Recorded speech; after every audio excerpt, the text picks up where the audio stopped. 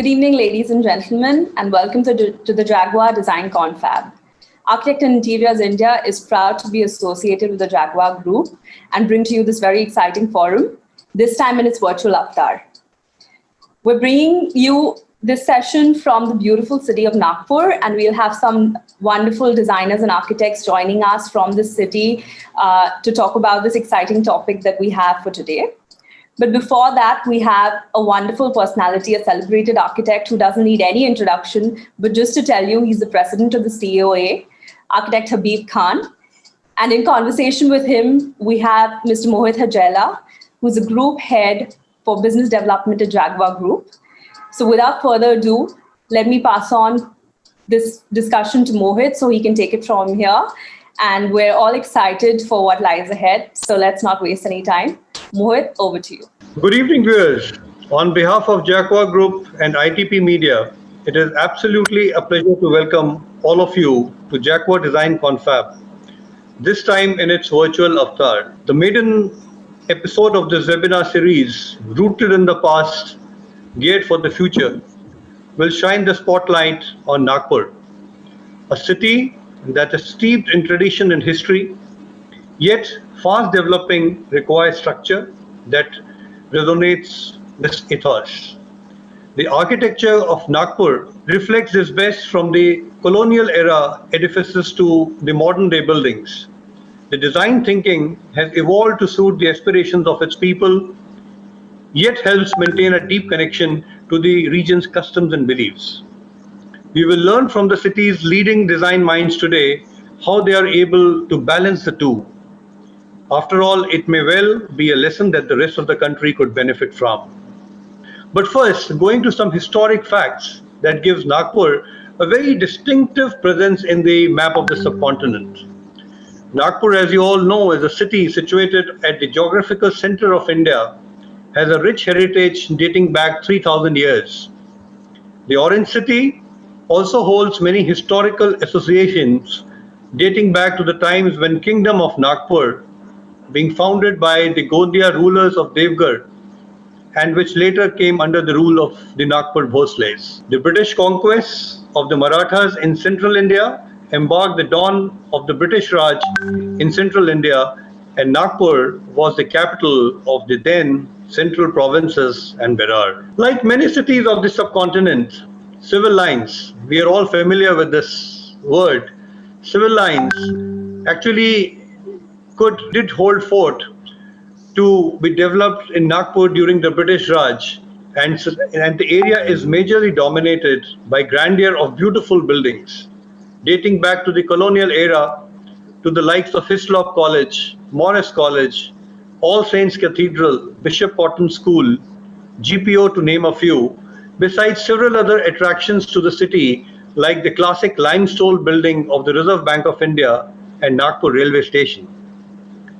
The city today is an emerging metropolis, and while it retains all the grandeur of old world charm, it is equally abuzz with modern structures that rub shoulders with colonial buildings, something very similar to the character being witnessed in Jaipur, Hyderabad, Lucknow, Bhopal, and so many cities that manifest an intrinsic character where modernity coexists with a celebrated legacy of the past.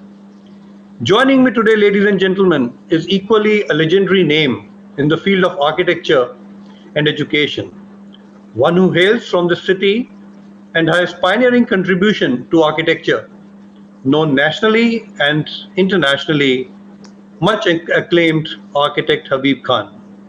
Absolutely a pleasure to welcome architect Habeeb Khan today. Habeeb Sahab is such a legendary name that he needs no introduction to our esteemed viewers. But for the interest of the new age viewers today, he is presently the chairman of Council of Architecture in India, besides being an eminent educationist, as I mentioned, and a very accredited professional. To begin, I recall you and your firm had coined the word contemporary vernacular, and this has been the underlying philosophy of your work. Bringing architect Habeeb Khan Saab onto the center stage. My first question to you, Habeeb Saab, can you throw some light on your influences behind this design philosophy, and how do you best interpret Nagpur, an emerging metropolis, to retain and balance the consciousness of a modern city is still rooted to its glorious past? Architect Habeeb Khan. Good evening, all of you. Contemporary vernacular is nothing. There have been other terms for it as well, like tropical modernism, and the idea is the thought. The idea behind the thought process is to build which is in tune and is a part of a chain of evolution of architectural development in the world and in our country. And the fundamental premise of the whole process is that architecture per se is anti-nature. It defies nature because it is all man-made, all built by human beings, while nature is divine. Every creation of nature stems from that divinity, and architecture is a very prominent footprint, which is not built by divine intervention. And essentially, like I said, it defies nature.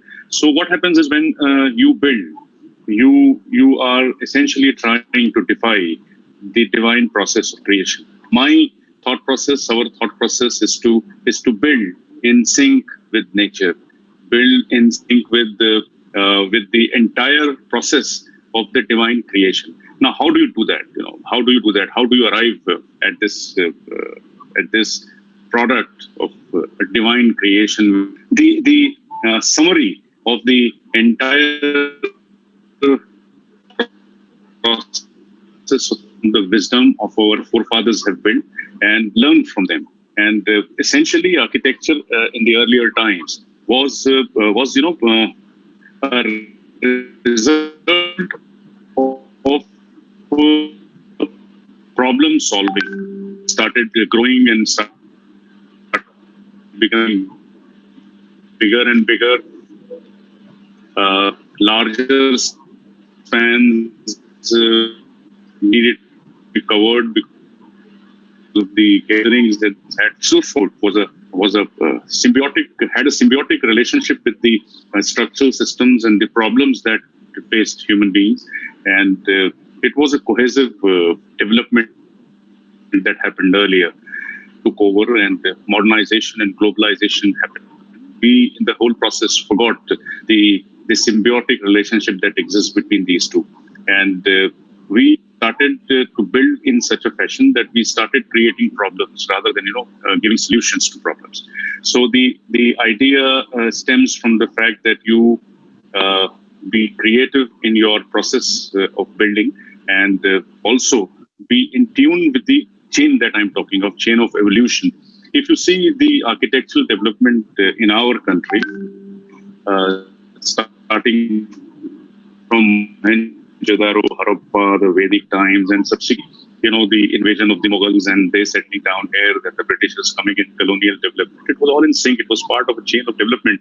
For example, when the Mughals came in, they were one of the large builders in our country. But the architecture, the Islamic architecture that came into our country was specific to Indian context because they used the expertise of the local craftsmen and local builders and evolved a new vocabulary of architectural built mass. Similarly, when the Britishers came in, they started building. You gave the example of GPO, Vidhan Bhavan, and Reserve Bank Station, and all. If you see, the colonial architecture in India was absolutely Indian. Although it was built by the British, it was a fusion of their knowledge, their expertise, and the expertise of our Indian craftsmen and Indian builders and the ethos that India was. So this is the basic thought process that, unfortunately, what we are building today. Post industrial revolution and post independence in our country is not a part of that chain of evolution. So that basically is the premise of the whole thing. And we talk of sustainability, green built mass, and environment friendly architecture and all. But to me, they're all lip service. To me, they're all some kind of the superficial approach to architecture. Yeah. My architecture has a as a fundamental premise, if I can summarize the question that you asked, is that the acceptance of the fact that I am a visitor on this earth, and I am walking here temporarily and doing my jobs here temporarily, and after I have inherited many things when I have come to this earth, apart from architecture. And when I die, everything of me will merge with nature. Either I'll be cremated, buried, whatever. But my every iota of my existence will be with Mother Earth, will merge with Mother Earth. So whenever my architecture dies, metaphorically, whenever it dies, it should merge with Mother Earth. And that is the fundamental premise of the thought process, wherein you say that the materials that I use in my building, the construction technology that I use in my building, everything that goes into my building should be devoured or merged with Mother Earth whenever it dies. So you use materials logically and intelligently, which are an output of the earth and output of the nature, and they can go back whenever their job is done on this earth. So that, Mohit, is the fundamental premise of the entire thought process, which I call contemporary vernacular. Now, it will look absolutely stupid and idiotic if I copy a GPO or a building, like you said, from Nagpur, which is built in 1820 or 1600s or whatever. And if, for example, let's say, if one of my buildings is excavated thousands of years down the line, it should appear and it should be clear that it was built in 2020 and not 1620 or 1120 or whatever. So it has to suit the time frame that it is being built in, and that is contemporary vernacular, where you learn from the wisdom of the vernacular and our traditions and our past, our heritage, and build in contemporary times. So that is the in a nutshell is the philosophy behind the thought process. Thank you so much, Habeeb Saab. This is really insightful. I mean, designing to context and holding for relevance, not just to historic past, but also the taming the future and the history to recall. What you have done today. I mean, let it go as a legacy for the Nagpurians of next 100 years to celebrate, 200 years to celebrate, and for all the years that continue. But I think there's another thing that comes to my mind. The rapid urbanization brings with it the challenge of cities exploding and infrastructure crumbling. I would again say, the rapid urbanization surely is bringing the challenge of cities exploding and infrastructure crumbling. How do you think Nagpur, as city of the future, is promising to be different? Since I think the amount of work that you have done here, and such good pool of accredited panelists who we are having today, who will deliberate further on it. How do you think that Nagpur as a city of future is promising to be different? There are two parts to this, Mohit. The first is that the urbanization that you're talking of, rapid urbanization, is a cancer or a termite which is eating away the quality of life of our citizens. And we need to learn from the mistakes that so-called developed countries have made, and so-called economically sound nations have made. We have seen the deaths of the downtown in the US, and resurgence of the cities and efforts made to make the cities resurrect. Unfortunately, we are not learning from from the mistakes of the past. We are going the same way.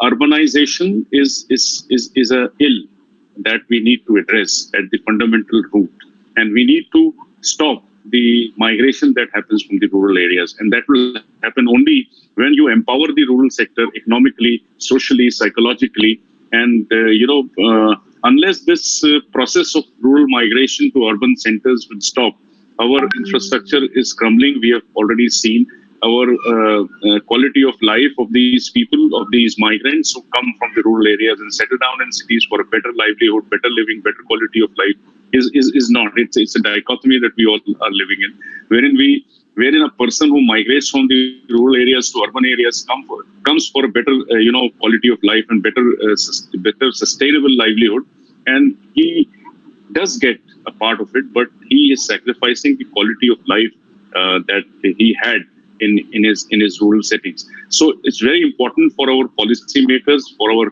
politicians, for our bureaucrats, and those who are involved with this phenomena, that we start empowering the rural economy and arrest the migration of the rural population to urban centers. And until that happens, our cities will keep crumbling, and our infrastructure will be always short.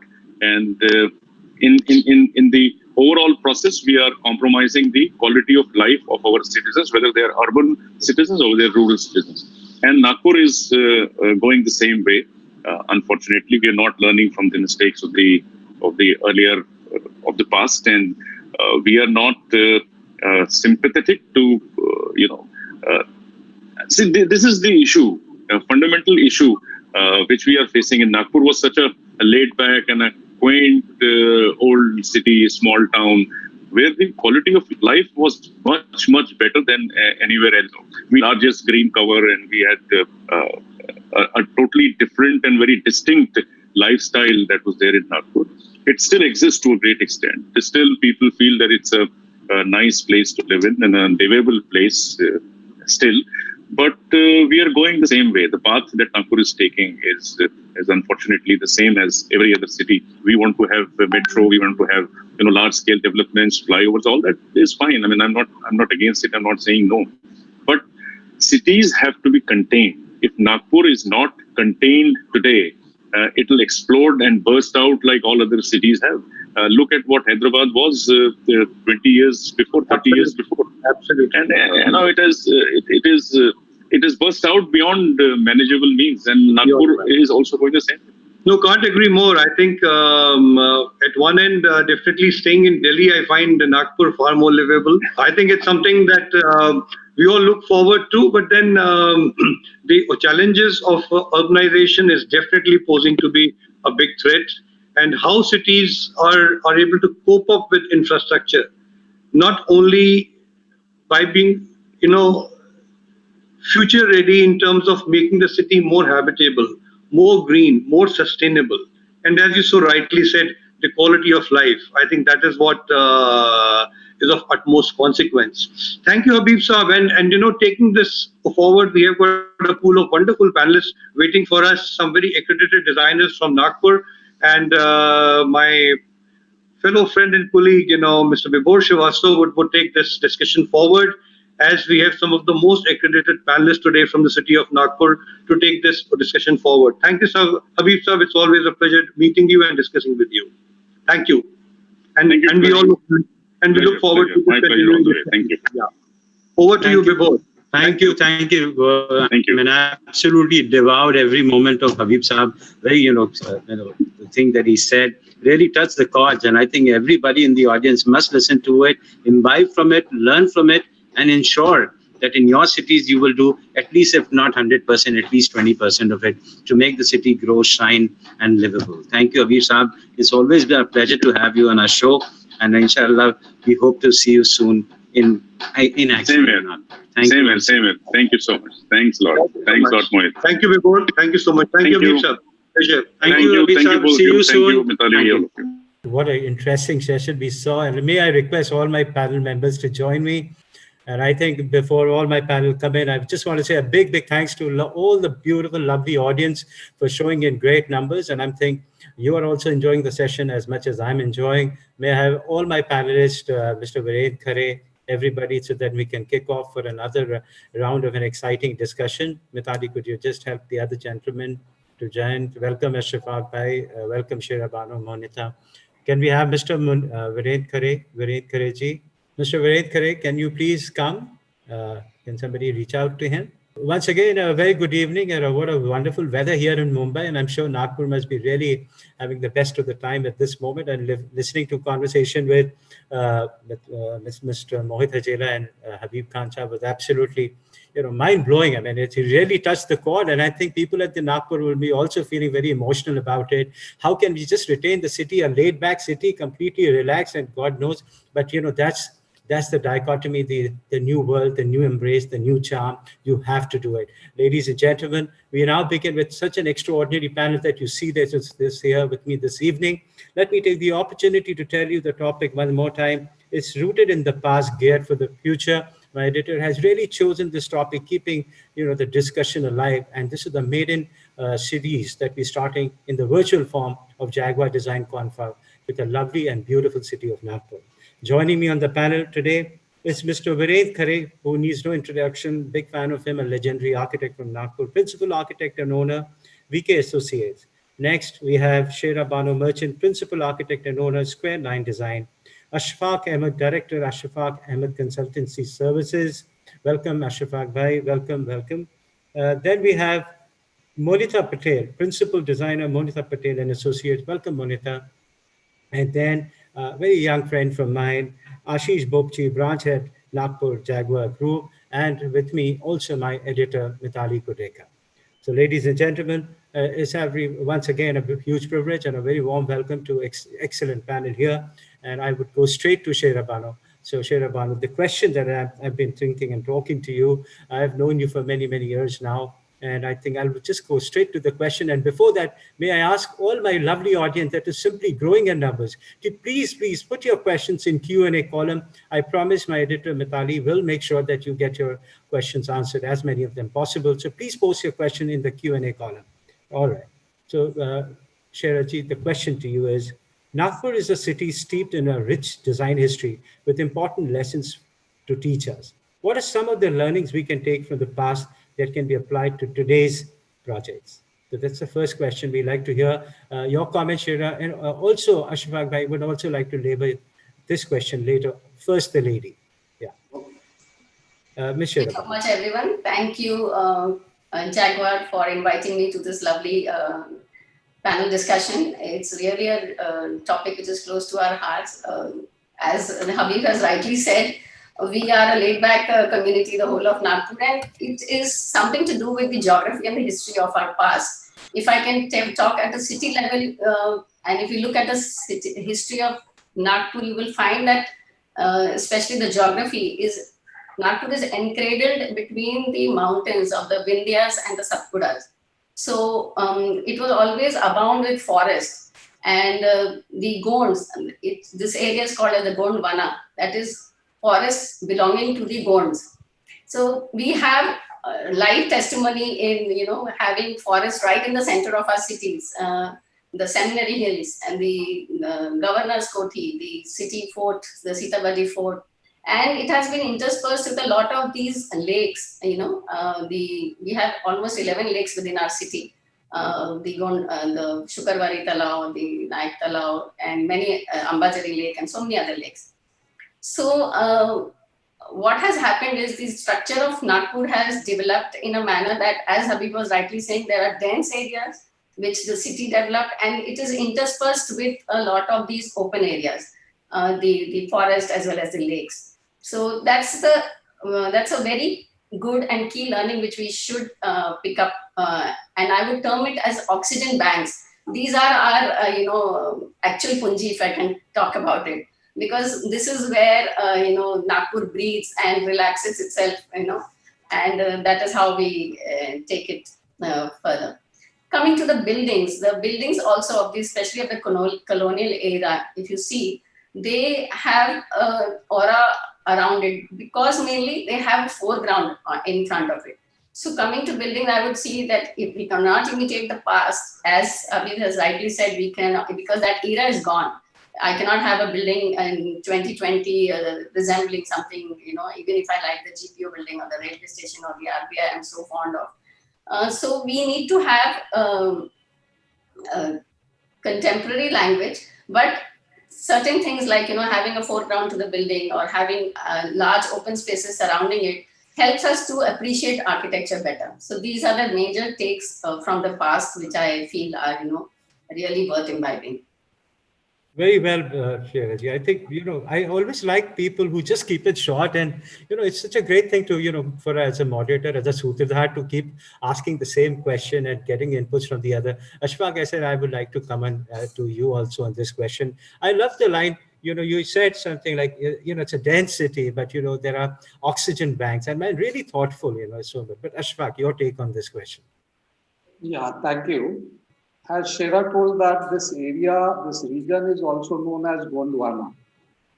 What's that? And it is because of the existence of the Gond tribe which exists over here.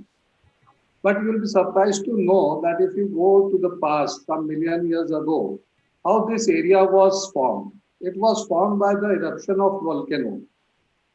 And the area was till the extent from here till Australia. Then further it break down. Yeah. The ancient traces, which are called the stone circles. So when we traced that, the archaeological department was informed about that. And they did the further digging in that area. And we came to know that the human trace in this area exists something 8,000 years back. So 8,000 years back also there was human existence in this area, in this Gondwana, which was identified, and now archaeological department is doing further excavation and study on this subject. So that is within the Nagpur city we have found such kind of traces. Secondly, there are many monuments in this area. Today only we came to know through newspaper that some ancient temple, which has got some heritage value of more than 200 years back, it was constructed, has been traced. The region nearby, the Ramtek and Nagardhan, there in excavation we have found that the old kingdoms were also excavated and the traces were found nearly 600 years back, the construction was done. So we have many things and the proofs that the human existence and the kingdoms were there from long back. I am fortunately working on one project here, which is called Taj Bagh, which is a heritage structure. And now we are developing it with the heritage value, retaining the heritage value, and adding the new buildings coming surrounding to it, matching to the identity of the existing structure. So the whole thing is done on the Islamic architectural form with arches and carvings, stone inlay work, and all this thing is done in solid stone. But during the ancient time, this kind of construction was done by human beings manually. But now with the help of technology, we are doing all stone carving work, inlay work, and other things using machines so that we can create the replica in a very faster way. So the same thing we are creating using the modern technology, which I like to mention over here. Haresab, I think you can add on this a little. Nagpur has a history of 300 years. What we know about it is it was ruled by Gond kings, and then it eventually went to Bhoslas. But Nagpur had some real good architecture done by Britishers, because this Nagpur was, there were only 5 states in the country: North, South, East, West, and CP and Bara. So Nagpur was a capital of CP and Bara, and we have very good buildings. Like we have one of the earliest railway stations in India we have at Nagpur. We have High Court building. We have administrative building like they call it Secretariat. And there are so many other buildings like Assembly Hall and other things. Entire capital city was there. You can hear me now, Vibhor? Yes. You can see the entire city being developed into a capital city initially. Later on, with the linguistic division in 1957, we got this as a part of Maharashtra, and we lost the capital city of this CP and Bara. But still, we have the entire infrastructure, and that's why the people are fighting for Vidarbha. So once the Vidarbha is made, then we have all capital complexes here in Nagpur. But anyway, this Nagpur has a history of that. As far as residential architecture is concerned, we have some real good buildings, but they are all done in East Nagpur, and that is the old Nagpur areas. At that time, there was no traffic, no issues of population. So at that time, that was done. Upar Makan, Niche Dugan system was there. And it was all small streets and narrow streets and people getting connected with each other in a very small community. But after this independence and after this linguistic division of India, Nagpur was redeveloped by a planning authority called Nagpur Improvement Trust, which was established in 1936. And they have done a very beautiful work for Nagpur. They have divided Nagpur into so many areas like Shankar Nagar, Bajaj Nagar, Shivaji Nagar, and these areas are having different sizes of plots for different communities. So in each sector, we have all LIG, EWS, MIG, HIG, and everything. All sizes of plots are there, and people used to design. Initially, Nagpur was just low-rise and high-density housing, but now with changing time, it's getting more congested, and people are more using their vehicles to go places. But the best part of the Nagpur was, work to home distance is always low in Nagpur. Still, in most of the people, they have 1 to 4 kilometers distance from work to home. So there's less traffic, and once they reach their workplace, most of the city goes, it looks like vacant. So there's no traffic jam, no congestion, nothing like that. So Nagpur has developed that way very well. And I still am proud of it because every evening we take just 5 minutes to reach our home. We have a very good clubhouse. Evening we go out for dinners and have get-togethers and family friends coming over there, meeting each other, chatting with each other. So that kind of lifestyle is there. And Mohit knows it well. Mohit during his stay in Nagpur, I think he must have enjoyed all this luxury at Nagpur, which is not possible in Mumbai or Delhi. How much I agree with you, Kare Saab, and I think, it's such a pleasure to hear. I think we gathered from three very, as panelists about the rich history and the legacy that Nagpur brings, and rightly said by Mr. Kare himself, it's such a pleasure to, just imagine your office and home just about 4 kilometers. It's a treat, you are absolutely fresh all through the time and you just beat the traffic. There's nothing as a traffic or a kiosk. I think that large credit goes to the wonderful designers from Nagpur, because you still hold your legacy. You are very proud of it. You get very emotional and very attached, and you feel for your city. So on that note, let me just drift aside from a rich history of Nagpur.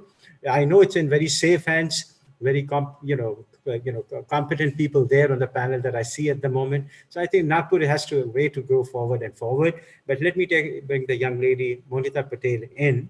Yes, hi. Yeah, hi, Monita. And, we talked about Nagpur and history, and I think people in the audience would have loved it. And I have also now become very familiar. And so let me just digress for a minute and take another question.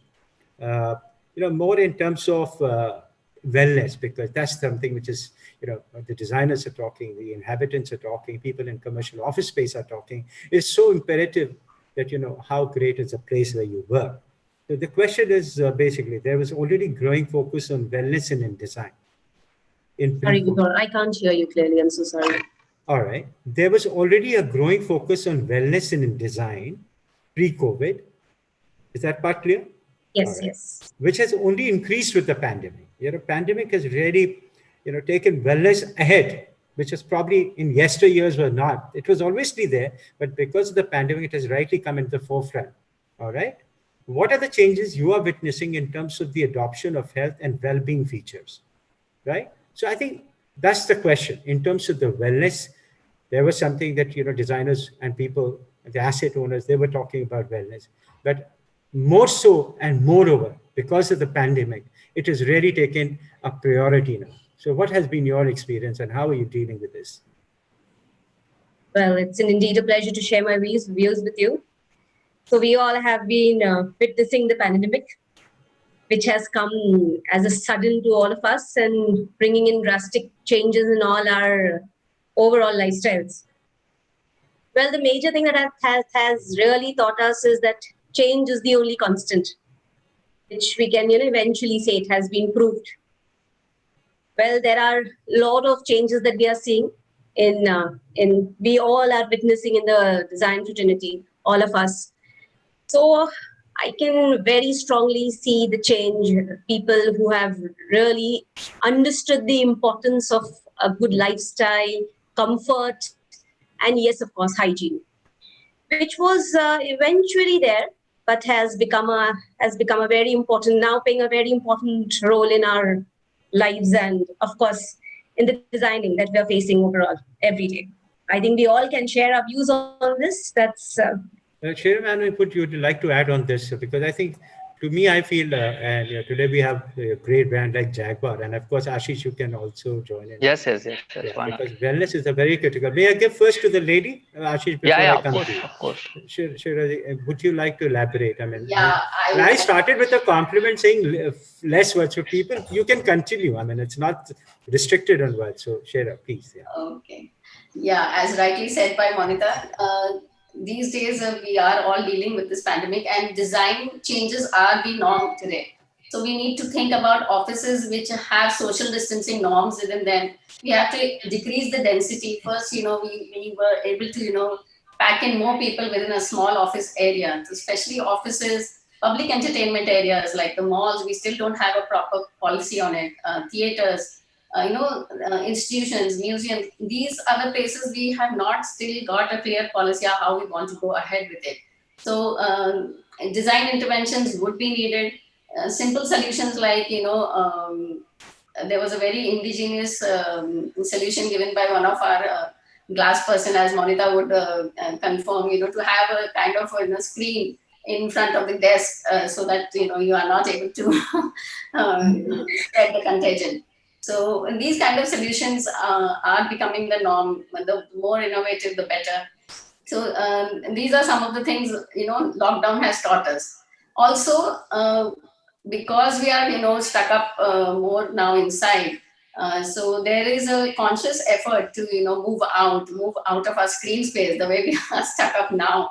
Let us say we would have rather met virtually, physically rather than virtually. So having active lifestyles post-COVID is a major important thing. So definitely spas would be needed with, of course, proper social distancing, and definitely, parks would be needed.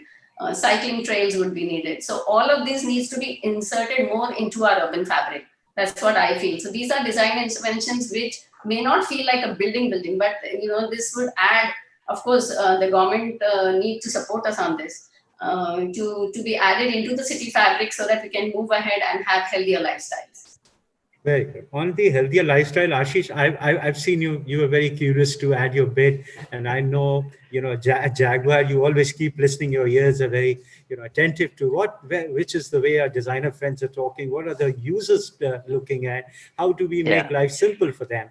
So I know because I've been associated with your group for a while, so I know really how really give importance to the consumer and more so over your design friends. So Ashish, would you like to say a few words on this? Yeah, definitely. Thank you, Hugo. Actually, it's very important time. Sometimes we can say it's a blessing in disguise, actually.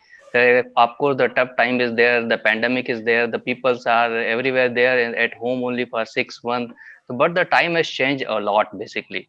Because wellness means it's a health related to your health. It's the mind peace of mind, peace of body, peace of soul is there. So people are taking it very, very rigorously, very, very interestingly, and the people's interest has gone in many fold to take care of their own health. Actually, if you are not taking care of your own health, you can't help to others. As whenever you are going in the flight, the first thing they are taking is saying, yes, first take the oxygen for yourself, then help to others. Actually, so first you have to take care of your own health only, then you have to take care of others. So the designers, actually, that's the important things for the designers. They have the very, very important work to do it for taking care of the health, because people can't go to the public spas. Actually, they can't go to the public spas. They can't go to the gym also. They are even if they are going to the gym, they can't take the steams and other things for taking care of the respiratory system and other things also. So they have to develop and design the beautiful boutiques, wellness boutiques at their for their customers, actually. And customer expectations has also increased manifold. That is the main thing according to me. So sometimes the tough time is there, but for the Indian peoples and the world peoples also, according to me, it's a good time that you have to taking care of health. Actually, just as Sarah ma'am has said, the peoples are doing the cycling, walking. So many people we are seeing after 6 months, and we are saying, "Yaar, wow, yaar, aap to bahut you are looking so fit, yaar." So that is the things are happening. People are taking care of their health through the wellness, through the fitness, and this is the things are happening. So I can see to it's a good time upcoming for the Indians, actually. Thank you. Okay, that's a very positive thing, and I think I just want to bring Mr. Khare in because because of the amount of experience you have, sir, and I think in the new age and the new mantra. And I think the world is very dynamic. Things around us changing much faster. And I can tell you myself, I've spent more than 2 decades in media. I've seen the whole world of media change in front of me.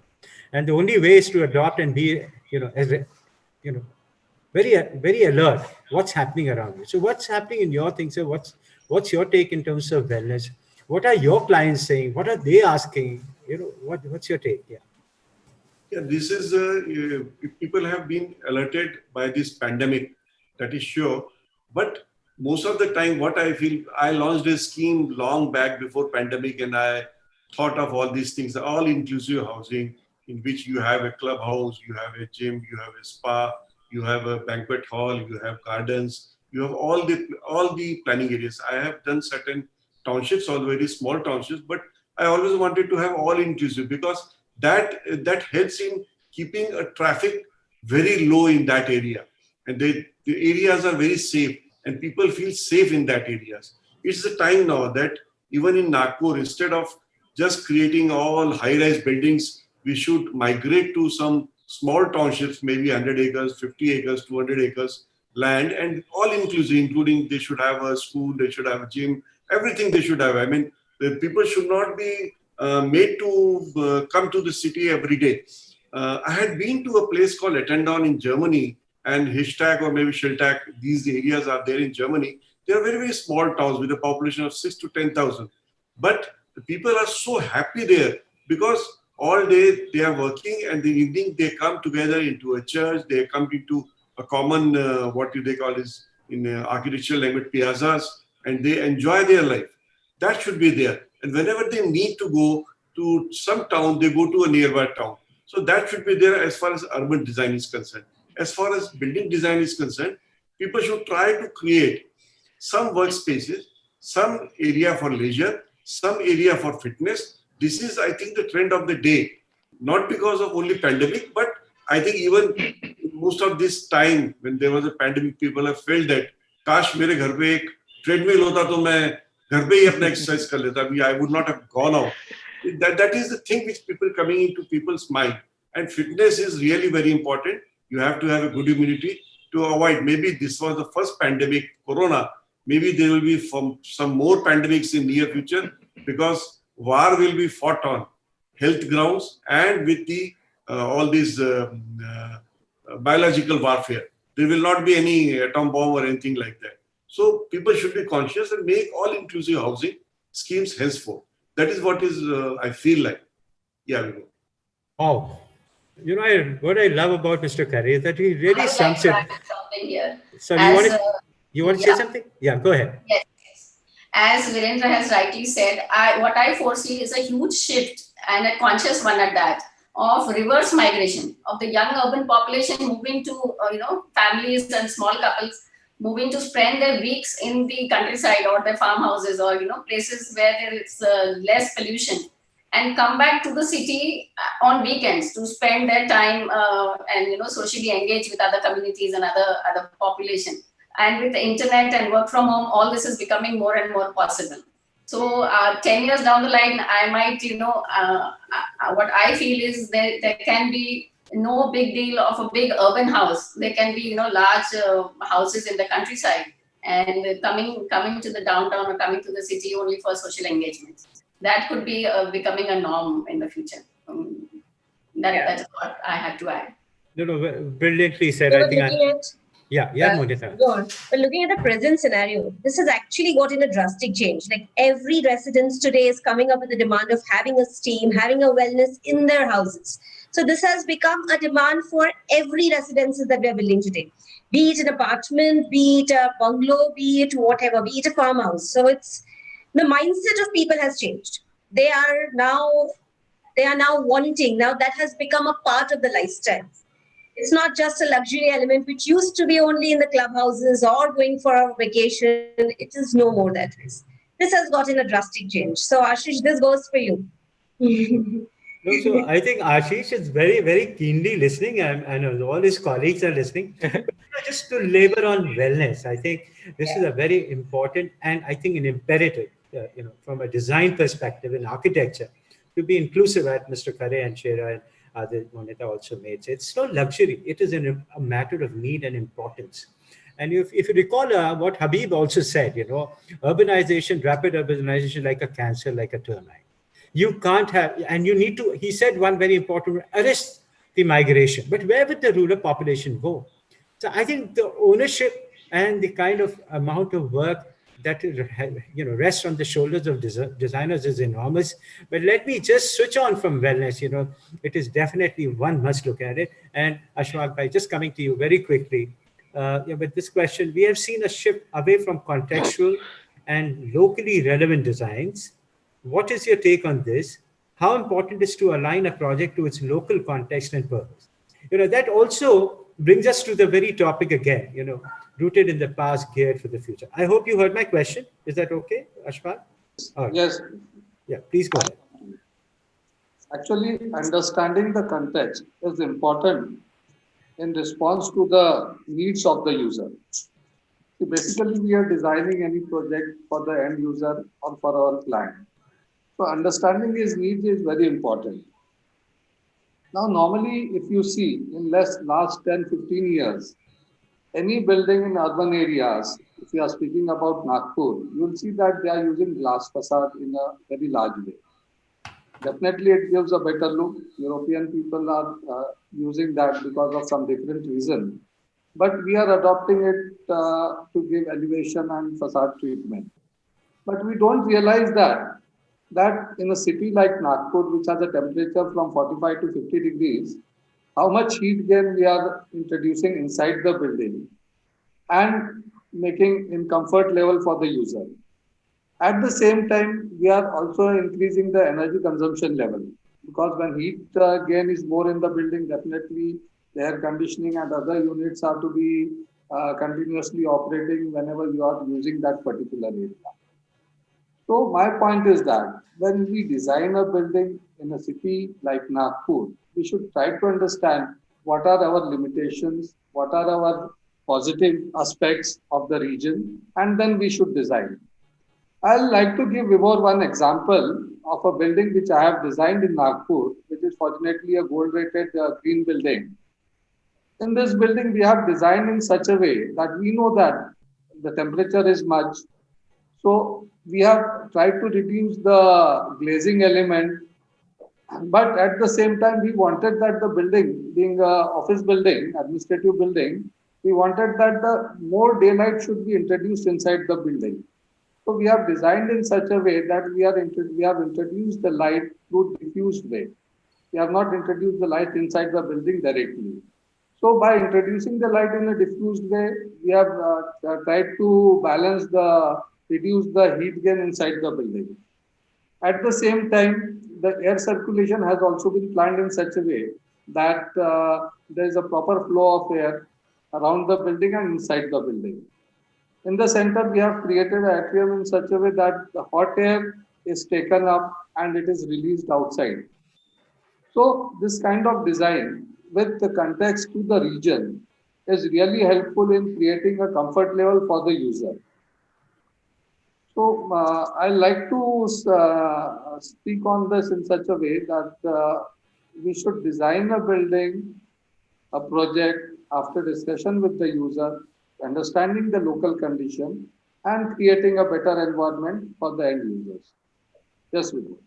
Very nice, Ashfaq. I think this is absolutely, the way the designers should. They were saying Jaguar is listening from the designers, what they're saying, what users are saying. And it's great to see, as a young designer, Ashfaq, you're also listening to what does the user want. And I think once you put yourself in that shoes, then you really create projects which are something which is more user-friendly. Let me just bring in Mr. Viren Khare one more time on this. What's your take on this? Because you've done so many projects. And what have you seen the client journey in this? Sometimes, sorry for me, Khare Saab, I'll just take a second. Even for us, there are clients who are very stubborn. There are clients who are very receptive. So how do you deal with this spectrum of clients? Not every client is, okay, I'm listening, Mr. Khare. Okay, Ashfaq, I like your idea, I'll do it. Life is not easy. And for architects, certainly it is not easy, right? So Khare Saab, how do you deal with this difficult life? So Meaning, basically, I'm not saying you have a difficult life. I'm no, saying how are you torn apart with this architect and client understanding, contextuality, keeping everything, the marriage of all happy and harmonious in your project? Yes, Karisa. the time has come now that people have started realizing that we have to make a sustainable environment. We have to do for it. We did a township of around 300 acres in Nagpur, and we made it as per IGBC norms, and we got around 66 points. That was a platinum rating by IGBC. So there we had zero discharge. I mean, there was no solid waste disposal. We were just incinerating, which was non-compostable, and then whatever that was compostable, we made compost of it. Then we had low energy, I mean, consumption by water was recycled. Everything we have taken care as per IGBC. Now we had used all the material which can absorb heat energy because Nagpur is a very hot region. Then we had garden areas, we had circulation areas reduced as much as possible. So all that care we had taken. And now if you see in most of the building and all of the roof of the buildings in Nagpur, you will find the solar panels. Now people have understood the value of solar panel because it reduces the consumption of energy by a lot. And people understand that Nagpur is a very hot region and solar energy can well be produced in Nagpur. So that is there what every individual is considering. As far as our clients are considered, our clients are all sensitive now. We are doing a school building now. And my client has specifically told me, make it sustainable, make it with a zero discharge building, and make it a building which can have, low water consumption and recycling and everything. So Ashish should be happy now that we are using a lot of their products in this building. Absolutely correct. We had done a very big township for slum rehabilitation, which was around 1,600 houses. There also we have tried to use all this technology. So it's there. I mean, we don't have to convince our client anymore for going into sustainability or going in for something which is good for the nature and good for the individual. So it's there. I mean, cost is no criteria because that payback period is very short because the way the energy rates are increasing, now in Nagpur we are paying practically 14 rupees a unit, and water also is very expensive. Now we are in commercial units, we are paying 15 rupees a cubic meter of water. It is as good as buying distillery water in now.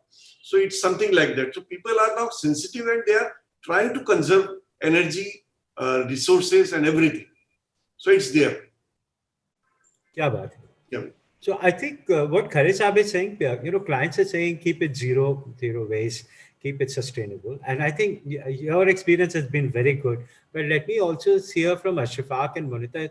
I really want to see, at what journey levels are clients on this? Are they very proactively saying, okay, Ashrafaq, well done. Yeah, you really understand my mind. We will do the net zero building. We will do totally sustainable, habitable. Are these the way things, or the clients are more demanding? Yeah, Vibhor. Now things are gradually changing. Huh. Initially, convincing them to adopt the green building practices was really difficult. Because when we used to speak about the green building, everyone used to think that the cost will be increasing nearly 25-30% more. But it is not the cost which you have to always put. The basic thing about any green building is that how you design that. That is the first thing, which allows the air to flow very freely around and inside the building, release the hot air outside, how you can reduce the heat gains. So these are the basic things which we have to convince them that it is not that only money will be involved or more money you'll have to spend. Then we have to convince them that you will be getting the benefits of this. The comfort level will be much better. The health conditions will be much better. So now gradually people have started accepting this. And if you actually see the cost hardly increases by 10%, I don't think more than that.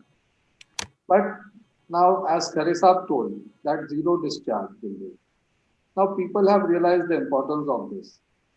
And moreover, in our new projects and in all the green buildings, we are also installing all the facilities in which there is no discharge. Even the waste from the urinal pantries, all are being reused. The water is treated. They are stored in different tanks. They are used to flush the urinals and other things. They are used for landscape. So in a hot climatic condition where we have shortage of water, so this kind of initiative is really helping the society to preserve and to understand the importance of each and everything. Thank you, Ashfaq. I think you really summed it up well, but I think it would be very unfair for me not to bring Ashish here. We are talking about water conservation. I think Jaguar has a strong legacy there. Let me just, Ashish, want to quick one, this one, and after that, Mithali, I'll come for audience question to you. So, but before that, let me check with Ashish. Ashish, for Jaguar Group has come a long way, and it's celebrating 60 years of manufacturing excellence. And I also have to see I had the benefit of seeing your factories, which are really state of the art. Absolutely. Yeah. How do you think technology and design innovation has evolved to serve the changing customer, preference, which is something that I talked about earlier? How is solution centricity further helping Jaguar to balance a diverse product portfolio? Would you like to repeat? Have you understood the question? No, it's okay. It's perfectly okay. And thank you.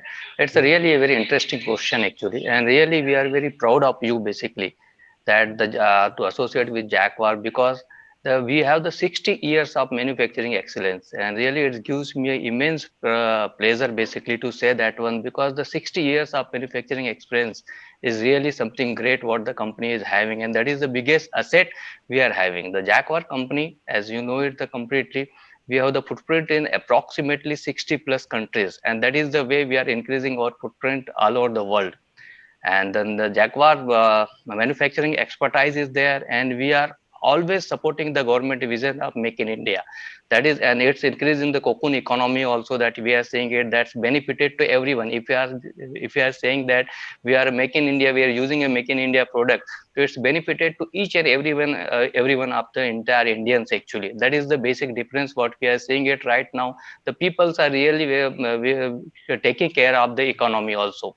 Another very good aspect, as you said it, regarding our capacity, manufacturing capacity.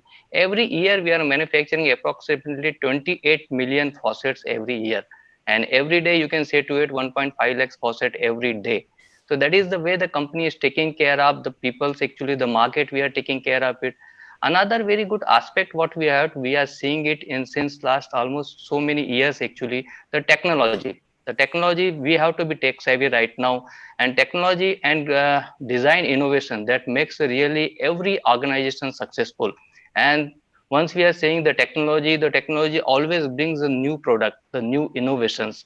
So once you are able to bring a new product in the market, the customers' interest and likability is increasing day by day. That we are, the Jaguar Group is trying to do it continuously for their customers, actually. And through this, the most important thing, through this technology and good design innovations, actually, we are able to satisfy the needs. The most important thing is the needs. Another important thing is the desire, and the more important thing is the dream, that we are able to satisfy these three aspects of our customers, actually. That is very important. Say that one more time. What are those three? These three are actually these two. First is the needs. First is the need. Another one is the desire, and third one is the dream. Because need means there is the three under the Jaguar Group. We have three companies, actually. One is ESCO, that is value for money. So we are fulfilling the needs of our customer. Second thing is the Jaguar, that is the premium one. So we are able to satisfy the desire of our customers. And another, the luxury one, is the artist brand. So those people are having a dream to put something great, the digital bathroom, they want to make it. So it's a dream to make a digital bathroom, actually. So we are able to satisfy the dream of our customers, actually. That is very, very important. One thing you said about the solution centricity, that is very, very interesting one, because our promoter Rajesh ji always talk about this one. Rajesh ji always says ki we are a solution provider company. It's not ki we are providing the product to the customer, because we want to provide the solution to the customer. And we always believe our company vision is also simple, to be the global leader in complete bathing and lighting solutions for inspired living life. This is the way that our promoters are thinking. That's why we provide the solutions. And in that direction, we are continuously we are going ahead and carry forwarding our image. And that you can see to it, for that one we have 16 Jaquar world showrooms in Milan, Dubai, London, and so many places, as well as we have 24 orientation centers in India. Why we have this one? Because we want to provide the solution, complete bathing and lighting solution to our customers. Actually, this is the way the company's thought process is going on, and our top management thought process is also very, very simple. Always we have the passion for technology, and the design innovations are there. One important factor in Jaquar life, actually, I can say to it, and the success, we always believe in the strong relationship. We are always building the strong relationship with our trade partners, customers, the specifier, the builder, with each and everyone.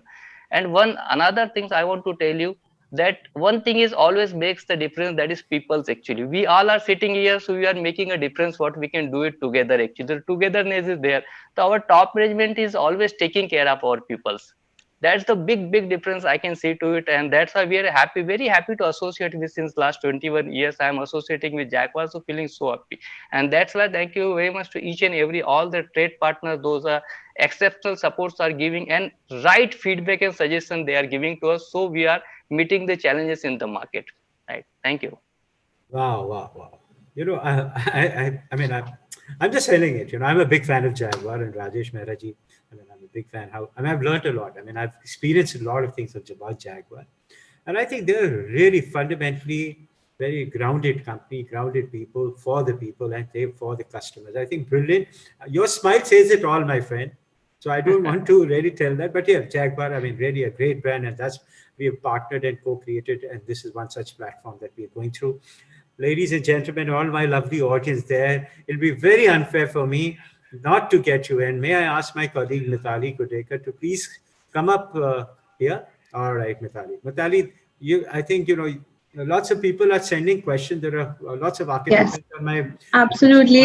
We've got a lot of questions on the chat as well. But to begin, I've been sent this question. Mithali, 1 second. So people, my architect friends especially, don't WhatsApp me your question. Please put it in Q&A. Don't send it to Mithali on WhatsApp. But anyway, pick up the question wherever they are. Let's start with one, because this is very interesting. This is for Shreya ma'am. It says, as Shreya ma'am said, Nagpur is lucky to have oxygen banks. With the air quality issues currently being faced in cities like Delhi, what can architects and planners do to help improve the quality of life? I think, as rightly said by Habeeb, we are not listening, or we're not learning from our mistakes. And the kind of buildings and construction which is happening is leading to all of this, especially with the metros and so much of construction right in the center of the city. This probably, and I hope, is a temporary phase, because a lot of dust and material particulate is there floating in the air. So that is one reason why we feel that the pollution levels are high. But if you really compare with Delhi and the fog, we are nowhere near that. I think my friends would reiterate here that we feel quite better, that the air quality is very good.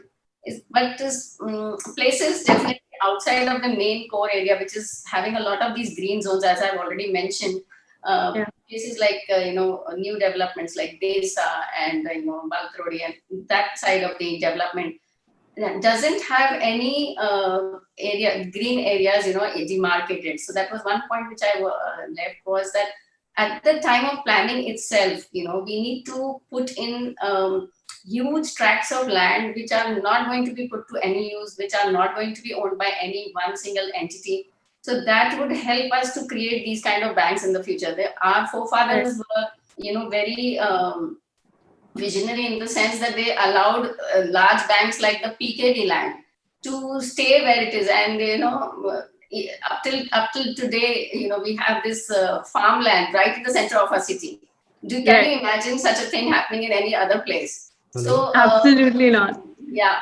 So that kind of foresight, that kind of vision needs to be there with the planners to introduce oxygen banks, as I said. So sorry, that's wonderful, Shreya ma'am. I completely agree. And in sort of relation to that question, we have a question on the chat from Sameer Bendre, who's asking, are planners adopting low impact development rather in Nagpur? Virendraji, would you like to take this one?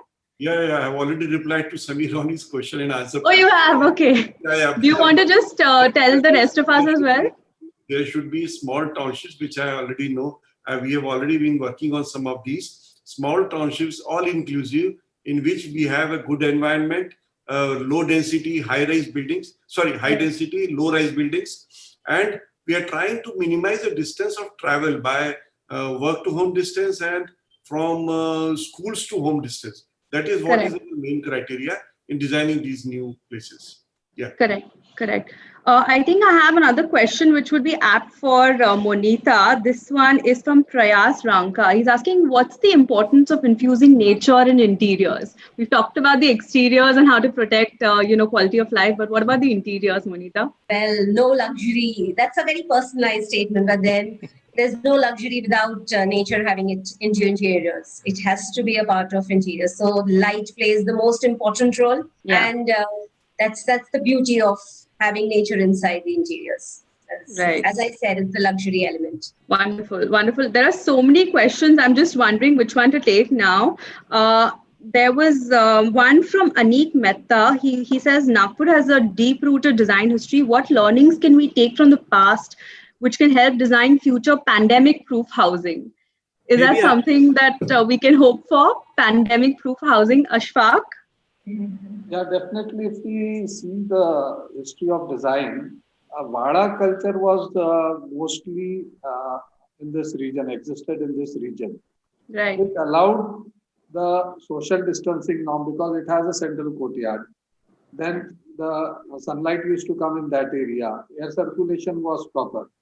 And nowadays we live in a very small areas where there's restriction in all these things. So if we adopt that kind of techniques, which is not that easy because have also increased a lot.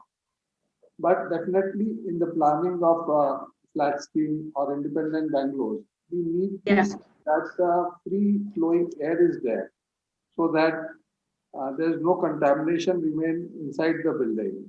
That also applies for the workplaces.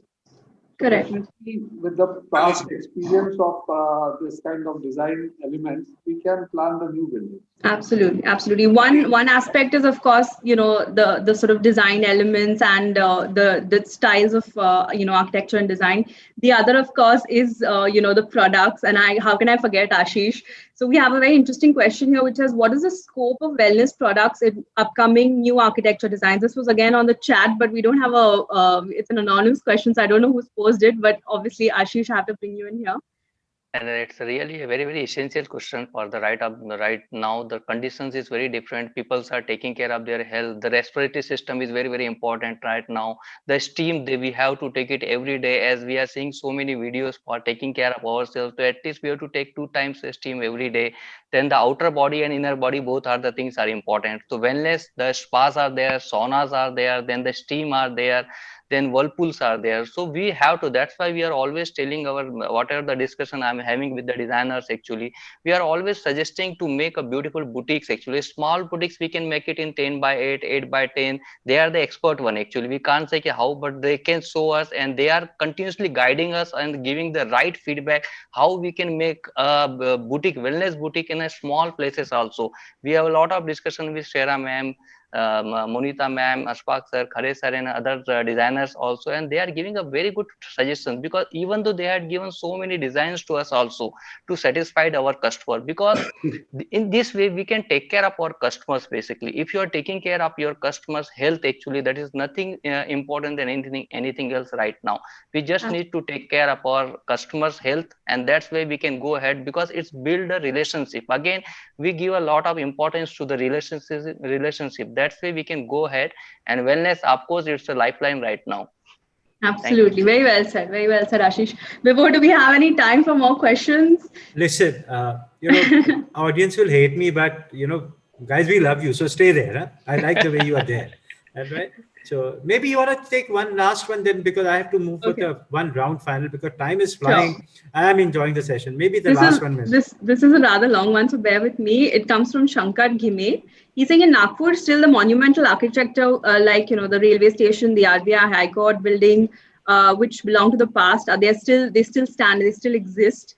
But during recent years, such kind of architecture has been lost. And looking at the current situation where wellness, again coming back to wellness, is an important parameter, how can it'll force us to revisit, basic architecture and come up to meet new requirements. What will be the roadmap to meet this challenge?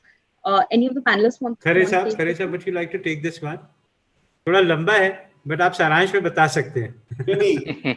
Just give me a short. So I'll give you a short version. So basically, the architecture from the past that exists in Nagpur today, we're failing to see that right now. However, this person, Shankar, believes that we probably have to revisit it now, given that wellness has is more important today than ever. What do you think is the roadmap to sort of achieve this design challenge? Is what he's asking. Yeah, that's I already covered it, but I will still repeat it. What India and what Nagpur's heritage buildings are there? They are all public buildings. They are not the residential building or anything kind of that, or maybe this kind, like it's a railway station and all these things. But Right. as far as post-pandemic is concerned, and you want to have something which can help you in maintaining your health and wellness, that is in every building you should have a small gym area. Now government has also permitted in their development control rules that every building with more than say 20 flats, they can have their small gym area. So this is something there in wellness area, because now everybody is concerned about wellness and gym. So this is already there, I've been covered in my bylaws also, and people are also opting for it. And that is becoming USP for most of the townships which are coming up now, maybe small 2-5 acres township or maybe multi-story building which are coming up. Everybody is now proposing a banquet hall. Everybody is now proposing gym, spa, like what Kukrijas are doing in Nagpur, or what Tatas have done at Nagpur, or whatever they have done. Everybody is now after wellness. So it is the trend of the day. Everyone should be healthy and they should have something good in their building itself. It should be all inclusive, because in pandemic you cannot go out. So that should be there. I mean, they should be all inclusive. Wonderful. Well, sorry, Mitali, I'm trying to take the mic away. No, please because do. I'm seeing the watch and I don't want any of my audience to drop and just stay with us. And I think somebody very quickly said, wellness is the new normal. So the audience, I think somebody said, wellness is the new normal. I think I echo his sentiment, so does Mr. Khare. And, I'm very, very excited to bring a gentleman, which who you really want to, you're aware, Mr. Mohit Hajela. Mr. Mohit Hajela, would you like to take you live in for just about, it's your input, because Viren Khareji mentioned that you stayed in Nagpur, and if it's all right, Mr. Khare, yes, Mr. Mohit Hajela, there he is. Could I have you? If in case you don't want to show your face, it's all right, but it will be good if you can have your video as well. Sure. Mr. Mohit Hajela, No, I think the city has. Yeah. All right. Hi. No, Hi, no, no. everyone. Thank you. First and foremost, I must say a very interesting panel discussion, and with all these stalwarts being there who are helping to reimagine Nagpur. One is being rooted in the past as one part of the story, but when we talk of geared for the future, that is acceptance of new realities, looking at the future of cities, which definitely need to be sustainable. I think and also once what Habeeb Saab so rightly talked about, the challenge of rapid urbanization. I think somewhere down the line, let the intrinsic character of Nagpur not be lost. It's very important that we stay rooted, yet at the same time, we need to imbibe change. We need to be open to new realities. We need to be designing in context. We need to be more open. We need to see that at the end of the day, we create less urban jungles. Unfortunately, I come from Delhi. I shouldn't be saying unfortunately, because I mean Delhi is not what it is today is not what it used to be. However, I mean, let's not create more concrete jungles. So I think Nagpur still has the leeway, the opportunity to not become a concrete jungle. Please don't try and become a Delhi, Mumbai, and a Bangalore. I think these are not some great examples. But yes, if somewhere down the line, if we can still retain intrinsic character, some top of the line planning that comes from Chandigarh, from Jaipur, I think that's the character that we need to see. So I think cities initially we shape cities and then later cities shape us. So I think that's the closing remark.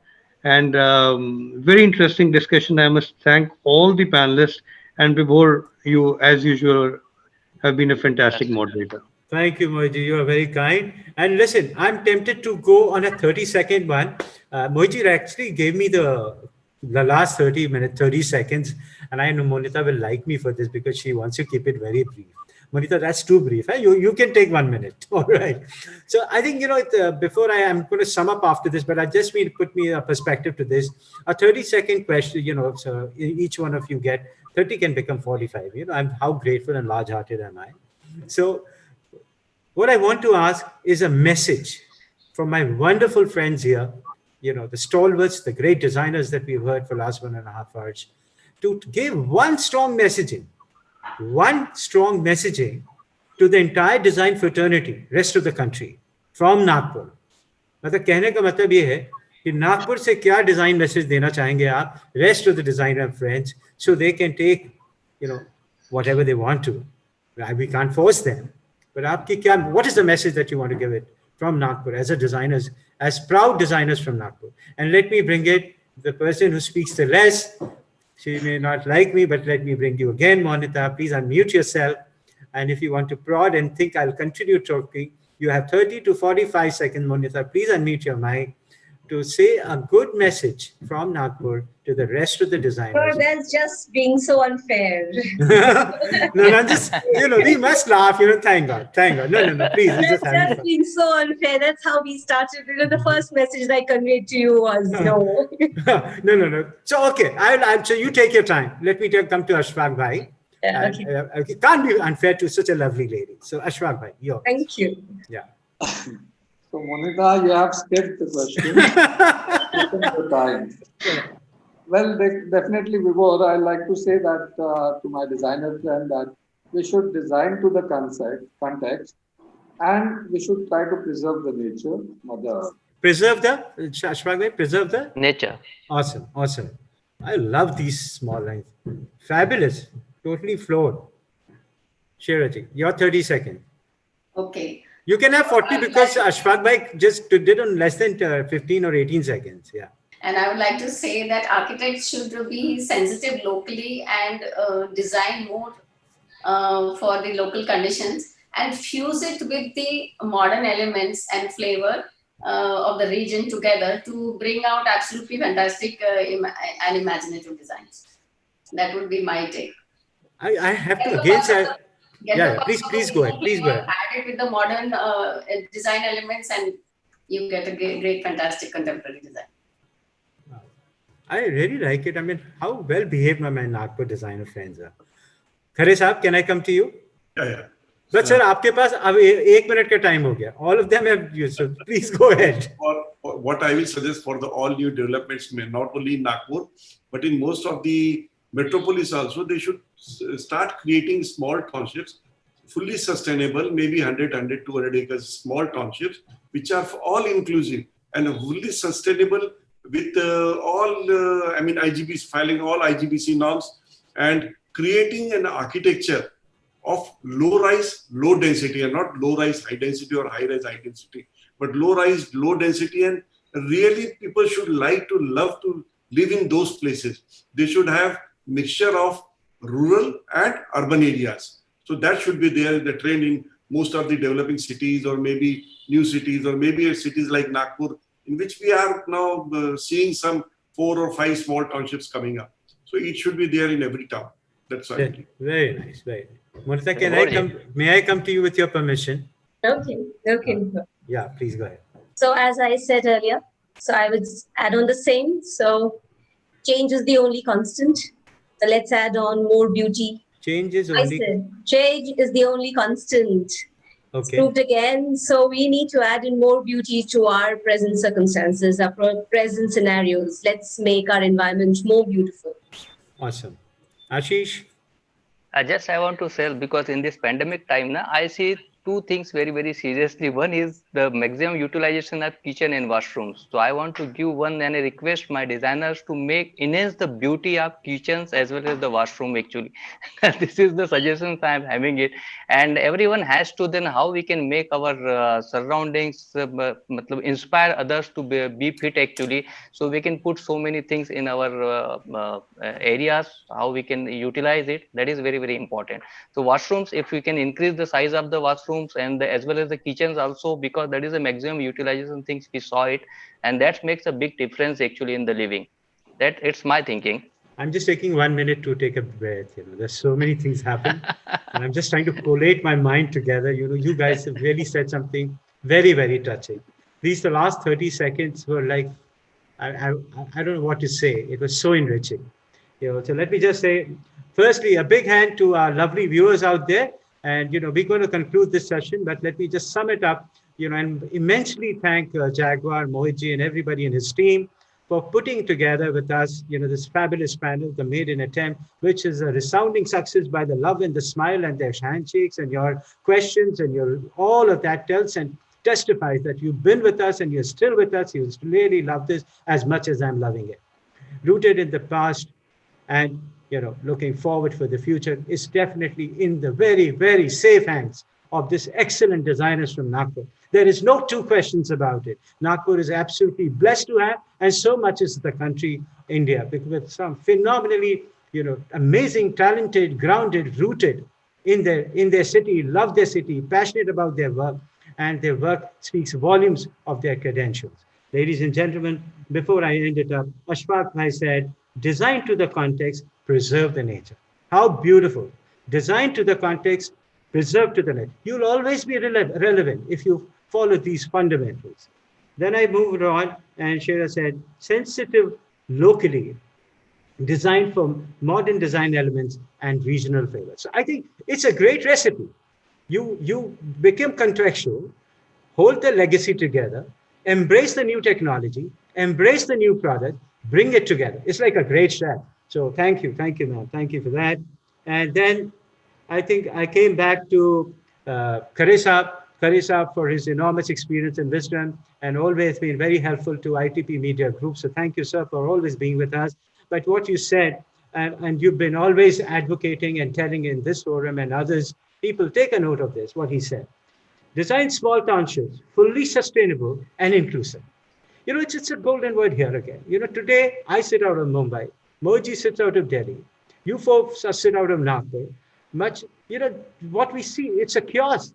I mean, even today, as the unlock has happened, and I travel sometimes to my office in BKC, trust me, it is so very difficult.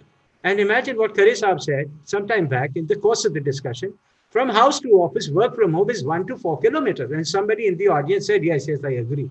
So, sir, I also agree with that gentleman in the audience. And so much do I agree with Kare Saab. And thank you, Mr. Kare, for telling us and reminding us, make townships smaller, which are sustainable and inclusive. And also, he said, a great low-rise, low-density. Fabulous line. Low-rise, low-density, and that's the gospel truth, folks. And lastly, the lady with very less words, Monita, please unmute your mic. So, she said then something very simple. Change is the only constant and add more beauties. So, ladies and gentlemen, it's absolutely a huge pleasure for me, my team, Mithali, Rohan is the background, and Mithali Shah, and lots of Amrita, Bruce, and many, many people behind with me, and a fabulous partners, Jaquar, for helping us to co-create this meaningful, credible, and neutral platform, which will allow everybody in the design fraternity to take lots of lessons, lots of good learning, and imbibe in their cities, imbibe in their homes. And sorry, Ashish, my dear friend, you said something very important.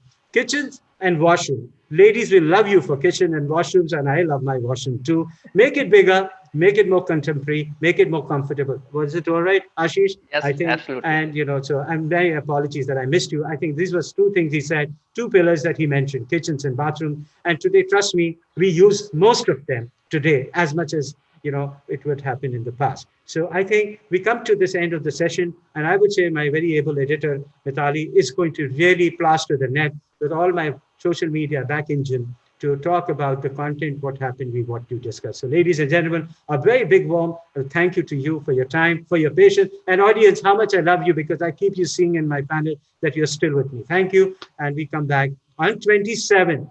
People who are attending on the 27th, with the motivation of Nagpur, we step into Baroda. So please do join us in that session at 4 o'clock. If you haven't registered, please reach out. My team and everybody will make sure that you get the confirmation.